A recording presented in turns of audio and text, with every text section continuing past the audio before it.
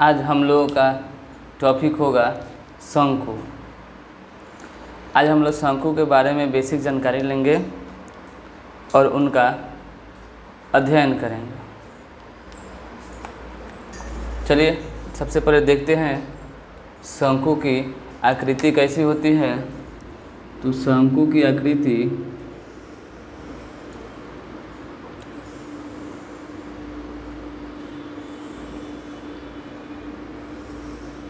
कुछ इस प्रकार की होती है। ठीक, इस शंकु की आकृति हो गई। ठीक है, इसमें नामकरण अगर कर दिया जाए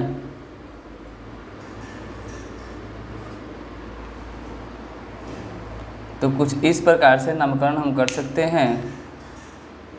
ए बी हो गया, यहाँ से यहाँ बी हो गया और यहाँ पे एक सी हो गया। क्योंकि शंकु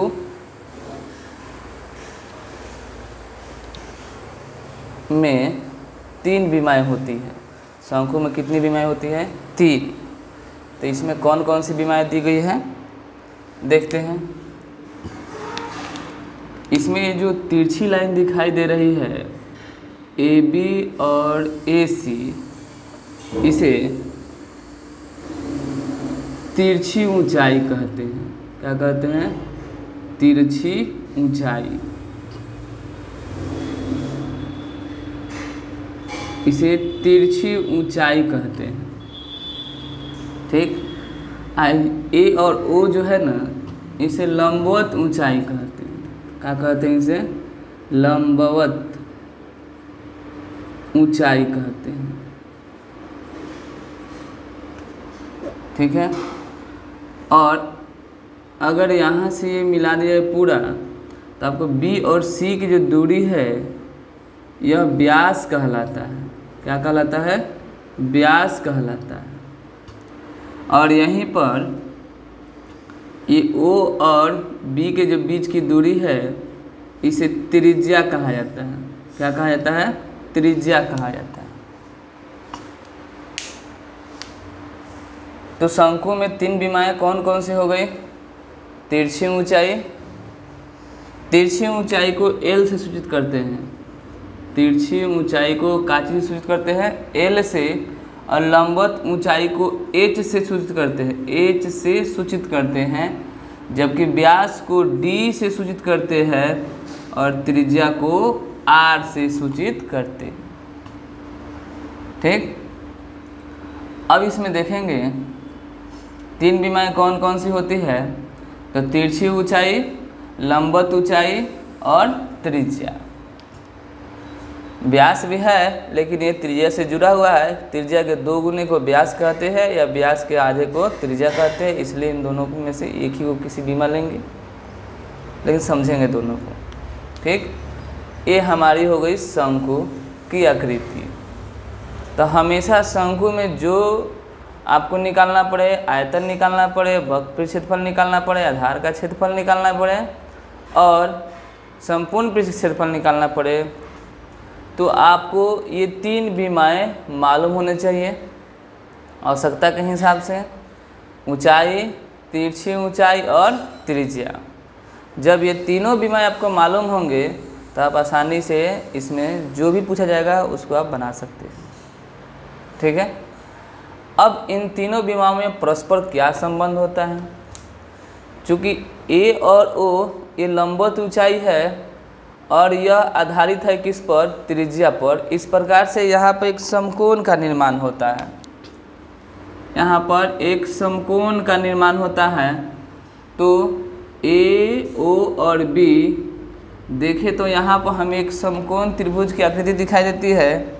इस तरह से तिरछी ऊंचाई, लंबवत ऊंचाई और त्रिज्या में एक परस्पर संबंध बनता है, जिसमें इसको हम लोग कर्ण मानते हैं। ये कर्ण है, ये ऊंचाई है और ये क्या है? आधार हो जाता है।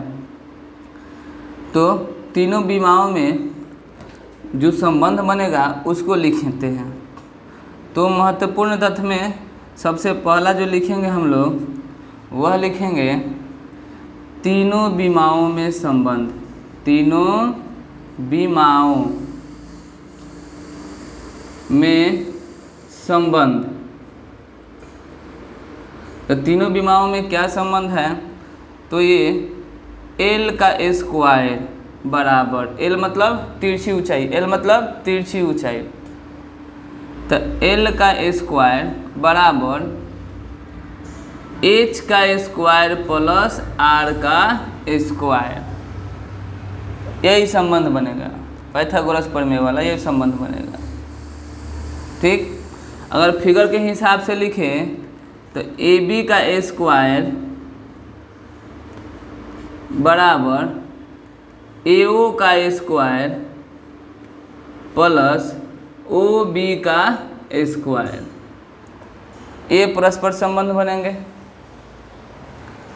अब जब भी इन तीन विमाओं में से कोई दो विमा रहेगा तो इस फॉर्मूले के माध्यम से तीसरी विमा आसानी से हम लोग निकाल सकते हैं। ठीक, अगर एच और आर दिया है तो एल बराबर एल स्क्वायर बराबर H square plus R square, और जब सॉल्व करेंगे तो ये स्क्वायर तो हो जाएगा, क्या हो जाएगा? रूट हो जाएगा। अर्थात यहाँ पर हम एल बराबर लिख सकते हैं root over H square plus R square. ठीक, अब अगर हमें एल और आर मालूम है, एच निकालना है, तो इधर आके ये माइनस हो जाएगा, अर्थात एच बराबर root under L square minus R square. ठीक, और इसी तरह से अगर एल और एच मालूम रहे, आर निकालना हो, तो ये आके इधर माइनस हो जाएगा, अर्थात आर बराबर root under L square minus H square. ये तीनों के फार्मूले हो गए। कोई दो मालूम रहे इसमें से, एल एच और आर में से कोई दो मालूम रहे, तो तीसरा आवश्यकता हिसाब से हम निकाल सकते हैं। ठीक, इसके अलावा दूसरा महत्वपूर्ण बात निकल के आता है कि जो शंकु है इसका आधार जो नीचे दिखाई दे रहा है, ये जो आधार दिखाई दे रहा है नीचे वाला, इसका आकार कैसा होता है, आकृति कैसा होता है? ये वृत्ताकार होता है। तो शंकु का आधार वृत्ताकार होता है। किसका आधार? शंकु का आधार वृत्ताकार होता है। कैसा होता है बाबू? वृत्ताकार होता है। शंकु का आधार कैसा होता है? तो वृत्ताकार होता है। अब चूंकि शंकु का आधार वृत्ताकार होता है तो शंकु के आधार का क्षेत्रफल निकालना होगा, तो वृत्त के क्षेत्रफल पाई आर स्क्वायर। और शंकु के आधार का अगर परिमिति निकालना हो, परिधि निकालना हो, तो उसका फॉर्मूला 2 पाई आर। ठीक, इस तरह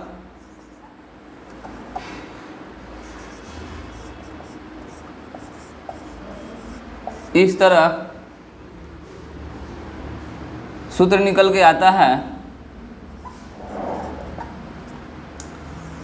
शंकु के आधार का क्षेत्रफल। तो शंकु के आधार का क्षेत्रफल वृत्त के जैसा होता है, इसलिए यहाँ पर वृत्त का फॉर्मूला लगेगा पाई आर स्क्वायर।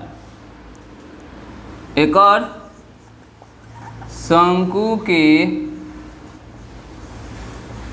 आधार की परिधि,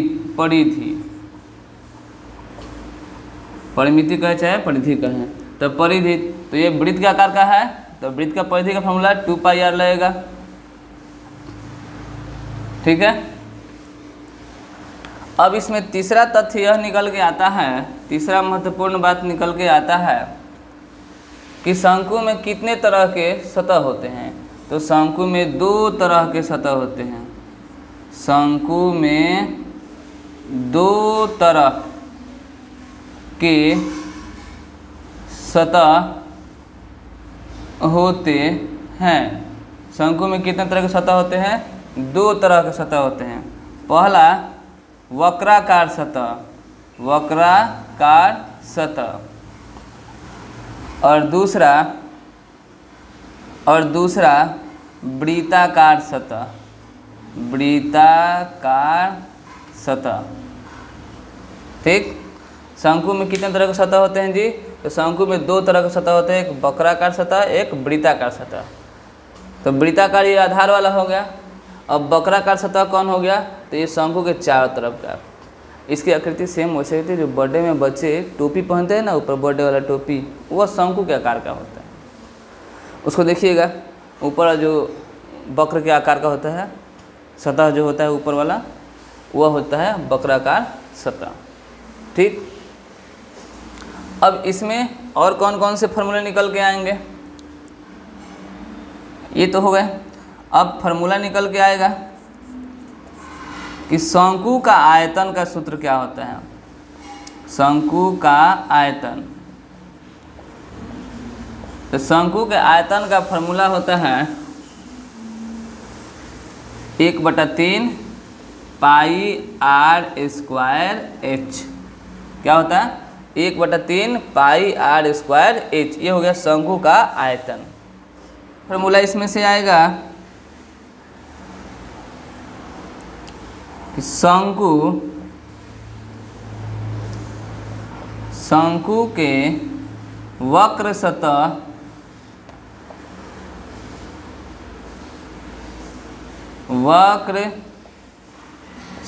का क्षेत्रफल,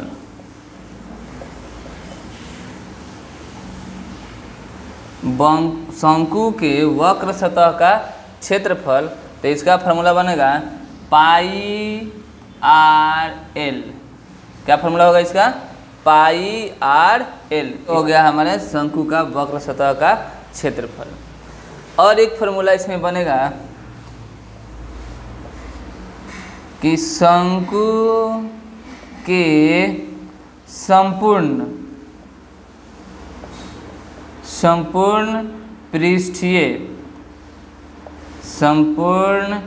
पृष्ठीय क्षेत्रफल। तो जब भी संपूर्ण पृष्ठ क्षेत्रफल की बात आएगी तो इसका वक्र सतह का क्षेत्रफल प्लस आधार का क्षेत्रफल, दोनों सतह का क्षेत्रफल जोड़ देंगे तो इसका क्या हो जाता है? संपूर्ण पृष्ठ का क्षेत्रफल। तो वक्र सतह का फॉर्मूला क्या होता है? पाई आर एल। इसमें जोड़ देंगे आधार के सतह का क्षेत्रफल, तो आधार के सतह का क्षेत्रफल कहता है पाई आर स्क्वायर। अब इन दोनों में से इसमें से कॉमन लेंगे क्या चीज़? पाई आर कॉमन ले लेते हैं, तो यहाँ क्या बच गया? एल प्लस यहाँ का बच गया आर। तो या इसको ऐसे भी लिख सकते हैं pi R into R plus L. ये आपका हो गया क्या चीज़? तो शंकु के संपूर्ण पृष्ठीय क्षेत्रफल का ये फॉर्मूला होगा pi R into R plus L. और शंकु का वक्र सतह का क्षेत्रफल हो गया पाई आर एल। और शंकु का आयतन का हो गया 1/3 पाई आर स्क्वायर एच। और शंकु के आधार का क्षेत्रफल हो गया पाई आर स्क्वायर। और शंकु के आधार की परिधि बराबर हो गई 2 पाई आर। और इन तीनों विमाओं में ये हो गया रिलेशन। इतना अगर आप जान गए शंकु से संबंधित चीज़ तो आपको अब कुछ भूलने की ज़रूरत नहीं है। शंकु में इतना ही कुछ होता है। अब प्रश्न थोड़ा घुमा घुमा के पूछे जाते हैं, उस प्रश्न को समझने की ज़रूरत। इसमें लिखा है कि 5 सेंटीमीटर त्रिज्या वाले एवं 12 सेंटीमीटर ऊंचाई वाले किसी शंकु का आयतन निकालना है। क्या निकालना है जी? आयतन निकालना है। उसके बाद वक्र पृष्ठ क्षेत्रफल निकालना है, आयको संपूर्ण पृष्ठ क्षेत्रफल निकालना है। ठीक, ये तीनों चीज़ निकालने हैं। तो इसे पहले फिगर में देखते हैं। फिगर बन रहा है, फिगर बनेगा हम लोगों का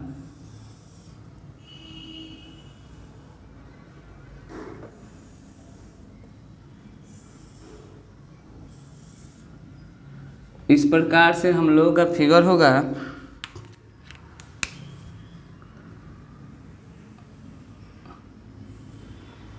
ठीक है, ए बी ओ और सी लिख लेते हैं।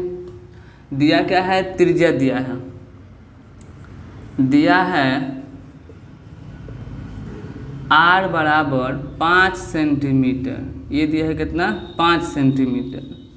उसके बाद ऊंचाई दिया है, ऊंचाई देखिए, खाली ऊंचाई कहेगा तो लंबवत ऊंचाई समझिएगा, और तिरछी ऊंचाई कहेगा चाहे तिर्यक ऊंचाई कहेगा तब ये समझिएगा।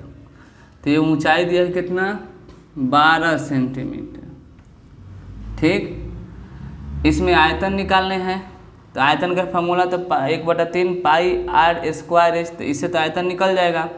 लेकिन जब क्षेत्रफल की बात आ जाएगी तो तिरछी ऊंचाई चाहिए, तो इसमें तिरछी ऊंचाई नहीं है, तिर्यक ऊंचाई नहीं है, तो हम क्या करेंगे, पहले तिरछी ऊंचाई निकाल लेते हैं। तो तिरछी ऊंचाई मतलब एल, तो एल का फार्मूला हम लोग लिखे थे क्या, 13 सेंटीमीटर।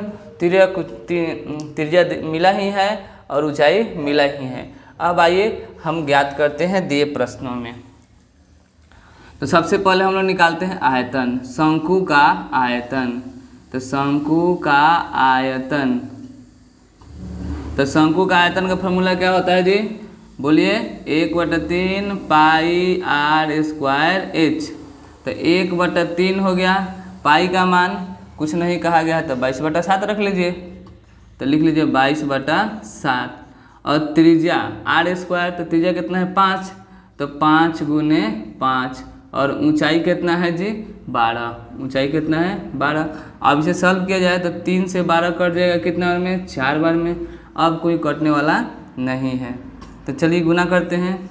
22 में गुना करेंगे, 5 में 5 से गुना करेंगे तो 25, और 25 चौका 100, अब बाटा में कितना है 7, अर्थात इसे गुना करेंगे तो कितना हो जाएगा जी, 2200/7। आयतन है तो सेंटीमीटर क्यूब में रहेगा।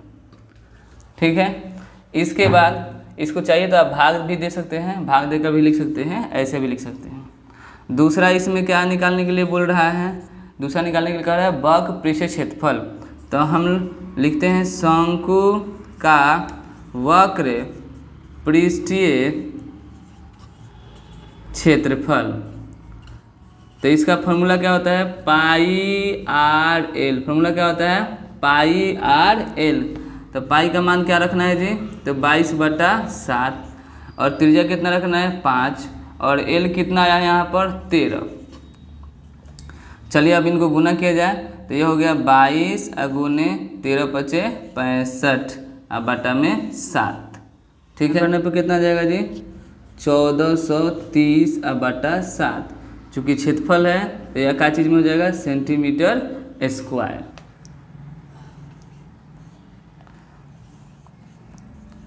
शंकु का, इसको पढ़ेंगे संपूर्ण, इसको पढ़ेंगे पृष्ठीय, और इसको पढ़ेंगे क्षेत्रफल बराबर पाई आर × r+l। पाई का मान कितना हो गया 22/7, त्रिज्या कितना हो गया 5, ये कितना हो गया 5 + 13। तो 22 में, या इसको रहने दीजिए, 22/7 × ये 13 5 18, 18 5 90। ठीक, अर्थात इसे हम सॉल्व करेंगे तो हम लोग का आ जाएगा कितना 7। चूँकि ये भी क्षेत्रफल में है तो ये क्या हो गया, सेंटीमीटर स्क्वायर। इस प्रकार से हम लोग शंकु का आयतन, वक्र क्षेत्रफल और संपूर्ण पृष्ठ का क्षेत्रफल